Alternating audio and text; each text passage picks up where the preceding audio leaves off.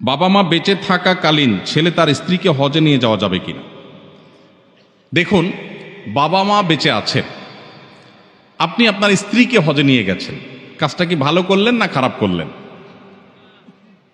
সবাই বলতেছেন খারাপ করলেন। মাশাআল্লাহ, বাংলাদেশে মানুষ অবশ্য ঘরে ঘরে মুফতি আর ঘরে ঘরে ডাক্তার। অসুখ হইলেও বুদ্ধি দেওয়ার লোকের অভাব নাই, আর মাসালা তো বলার লোকের কোনো অভাবই নাই। মাশাআল্লাহ। ভাইরা আমার, হজের ব্যাপারটা হলো নিজের টাকা থাকলে নিজের হজ করানো ফরজ।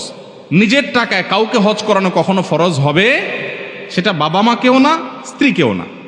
এখন যদি নফল হজ করানোর ব্যাপার আসে, প্রসঙ্গ আসে, অবশ্যই আপনাকে আল্লাহ টাকা দিয়েছেন একজনকে নফল হজ করানোর, তো আপনি কাকে প্রায়োরিটি দিবেন?